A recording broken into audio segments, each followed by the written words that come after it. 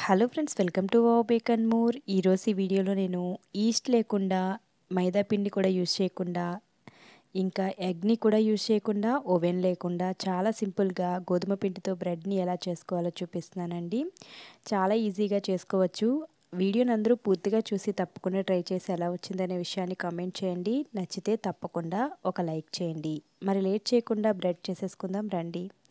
ఈ విధంగా ఒక బౌల్లోకి హాఫ్ కప్ వరకు రూమ్ టెంపరేచర్లో ఉన్న పెరుగును వేసుకోండి. దీంట్లోకి 3 టేబుల్ స్పూన్స్ వరకు పౌడర్ షుగర్ని వేసుకోండి. ఇంకా 1 టీ స్పూన్ వరకు సాల్ట్ని యాడ్ చేసుకొని ఒకసారి బాగా మిక్స్ చేసుకోండి.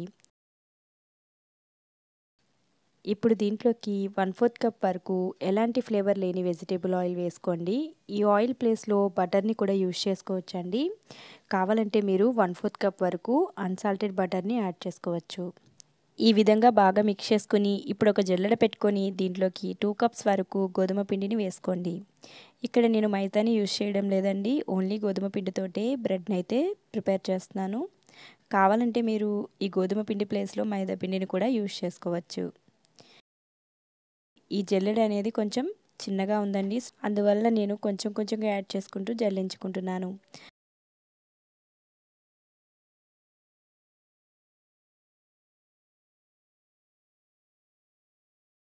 ఇప్పుడు దీంట్లోకి 2 టీ స్పూన్స్ వరకు బేకింగ్ పౌడర్ని, 1/4 టీ స్పూన్ వరకు బేకింగ్ సోడాని వేసుకొని బాగా జల్లించుకోండి.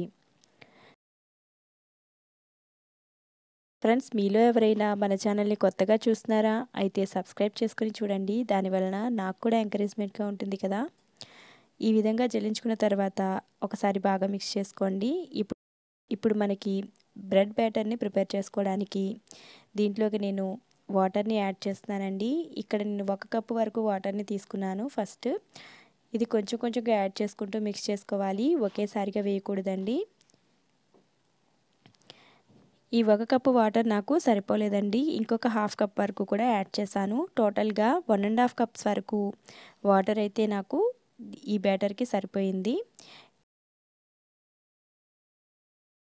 నేను చూపిస్తున్నట్లుగా ఎగ్జాక్ట్గా 1.5 కప్ వరకు వాటర్తోనే మీరు మిక్స్ చేసుకుంటే మనకి బ్రెడ్ బ్యాటర్ అనేది కరెక్ట్గా ఉంటుందండి.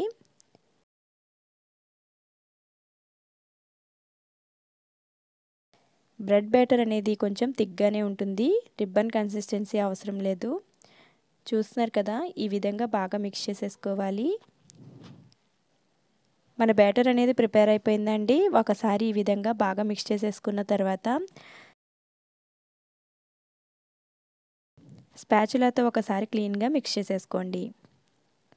ఈ విధంగా బాగా మిక్స్ చేసేసుకోవాలి. ఇప్పుడు మనం బేకింగ్ మోల్డ్ తీసుకొని దీంట్లోకి ఆయిల్ గ్రీస్ చేసుకుని బటర్ పేపర్ ఉంచాలి. మీ దగ్గర బ్రెడ్ని బేక్ చేసుకునే మోల్డ్ ఉంటే దాంట్లోనే బేక్ చేసుకోండి. నేనైతే ఇలాంటి టిన్లో నేను బేక్ చేస్తున్నాను.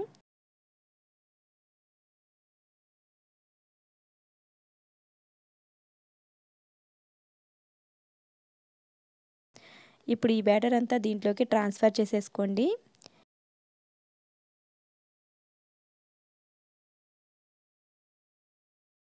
చూస్తున్నారు కదా, కన్సిస్టెన్సీ అనేది ఇలా రావాలండి.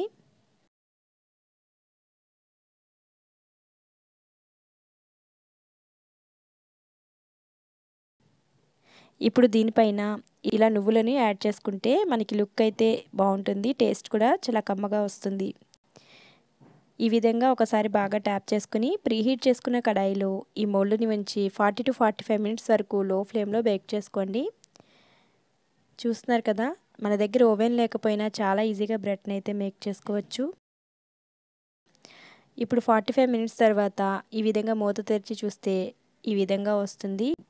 నైఫ్కి వచ్చి చెక్ చేసుకోవాలండి. నైఫ్ క్లీన్గా రావాలి. చూస్తున్నారు కదా, ఇలా మన బ్రెడ్ అయితే బేక్ అయిపోయింది. ఇప్పుడు ఈ బ్రెడ్ని మనం కూల్ చేసుకోవాలి. కూల్ చేసుకునే ముందు ఈ బ్రెడ్ మరింత సాఫ్ట్గా టేస్టీగా రావడం కోసం అన్సాల్టెడ్ బటర్ని మెల్ట్ చేసుకొని దీనిపైన బ్రష్ చేసుకోవాలండి. అప్పుడు మనకి బ్రెడ్ అనేది మరింత సాఫ్ట్గా టేస్టీగా వస్తుంది.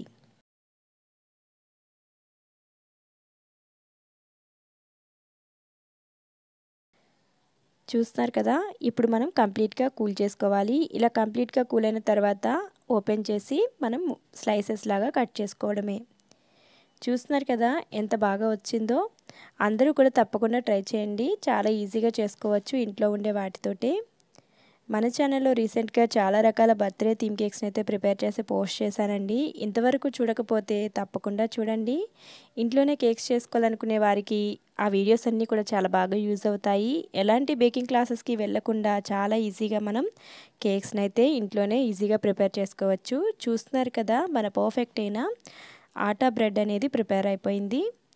ఈ వీడియో నచ్చితే తప్పకుండా లైక్ చేసి మీ ఫ్రెండ్స్ అండ్ ఫ్యామిలీతో షేర్ చేసుకోండి. మరిన్ని బేకింగ్ వీడియోస్ చూడడానికి ఛానల్ అయితే తప్పకుండా సబ్స్క్రైబ్ చేసుకోండి. Thank you.